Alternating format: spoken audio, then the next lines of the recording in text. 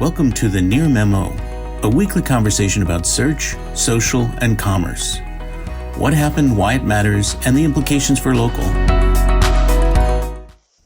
So, speaking of tweeting about Apple Maps. Speaking of reputational stains, maybe. Yeah. Okay. All right. Better.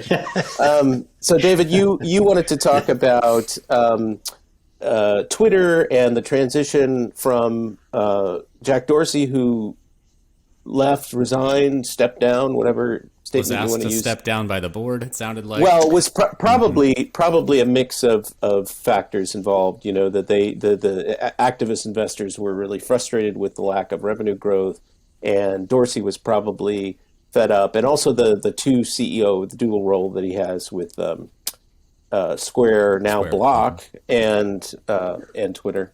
Right. You know, all those things undoubtedly contributed. So now Twitter has a new CEO, and there was a very interesting article about their business model and some of the challenges that they face that you wanted to talk about. Yeah, so I think Mike was the one who actually brought this to all of our attention, and Greg, you included it in a newsletter earlier this week. But Ben Thompson, one of the Buck's largest celebrity fans, also tech luminary and thought leader from Stratechery, published his sort of suggestion for Twitter's new business model, and it's one that I think a lot of people have suggested over time, that they have this fairly flat user base, but a very highly engaged segment of that user base, which is something like 120 million daily active users or something like that, and it certainly resonates anecdotally with my usage, and I think probably most of our usage is that it is our primary social network outside of, in Mike's case, I know texting is kind of the main social network for him, but it is, I think, for a certain segment of the population, the primary social network, and it's also the place that news breaks. I mean, literally, this is where you go, sort of as a source of news, and so Thompson's sort of suggestion was that Twitter turn itself into a pay to subscribe service, because those 120 million users are addicted. He used the term, Twitter gives you the ability to mainline information, which I loved, and that we're not going anywhere. We'll happily pay a nominal fee, and you'd cut down on a whole bunch of spam and potentially propaganda accounts, or at least make it a lot more expensive to spread propaganda. So that was not a very a suggestion. I think I would happily pay it as a user.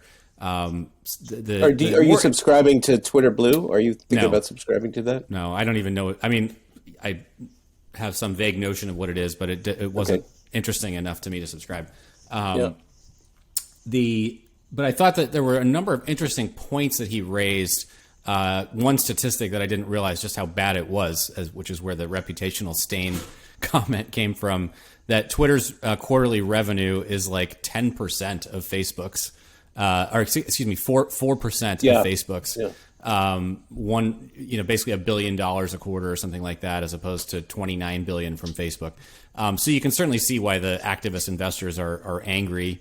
Somebody that I know that many of us read, Scott Galloway, has been kind of banging this drum for a long time. Not that he's an activist investor, but just like, this is pathetic given Twitter's place in sort of the cultureverse. And the number of dedicated users they have. So that was an interesting stat, number one. I didn't realize just how bad it was. But as I thought more about his comment, and he sort of compared Twitter's user base to Instagram's, to Facebook's, to Snapchat, that sort of thing. And as I thought about, kind of what makes Twitter unique for me, as opposed to Instagram, where it's sort of this visual medium and there's sort of all this aspirational stuff happening. And with Twitter, it's much more about consuming information, in my case anyway, much, much faster than I can do it on any other social network. I can scroll through my curated tweet stream, at least that's how I use Twitter, is a set of lists. And I can get a whole bunch of information very, very quickly. And it seems like that's what Twitter should be focused, primarily on monetizing the speed of information. And Thompson brings this up at the very end, that why not just focus on potentially as a sister sort of business line to the subscription, license the API for developers to actually build on, developers and other companies to subscribe to. I'm sure that if Twitter enforced a subscription, that Google would happily pay them more than $1 billion to understand what content people were sharing, what links were getting liked and responded to, and all of those sorts of things. So there has to be a much bigger business in licensing the main line of information, as Thompson says, I think, certainly than Twitter's advertising play today, which is only $1 billion a quarter, and potentially even more than their subscription monetization might be. So, wasn't there originally a licensing business? I mean, there was a lot of there was a whole developer ecosystem around them. I don't know if they were charging for that. But they essentially shut down because they didn't want people building better clients than they could produce themselves. But I think that there's got to be ways, either with terms of service or with how you filter the information or that sort of thing, that they could get around that. I just think that the information stream of Twitter and the speed of it and the lack, like that, there's so much fluff on every other social network, and the ability to just get to the point on Twitter is, I think, what they should be trying to monetize. So. Yeah, it's the asymmetry of Twitter, which is there's some good producers and most people are consumers. Really, it would strike me that having alternative clients would not be a huge problem.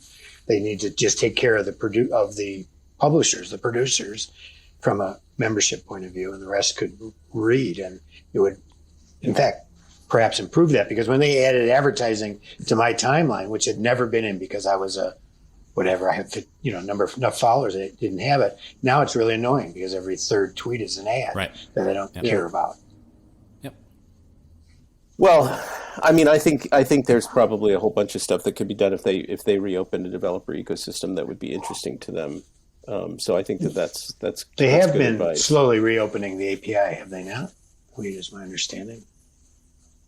There is an API that is available now. There is an API. I'm not an expert in the Twitter developer ecosystem. I will say that Tidings, for a long time has been part of the Facebook developer ecosystem, and it's been a pretty big pain in the butt, to be honest. And so I think that there must be a play to start to attract developers. LinkedIn has I would say, notoriously tight control of its API, and so there is potentially a play also for Twitter to sort of position itself as the developer-friendly social network here.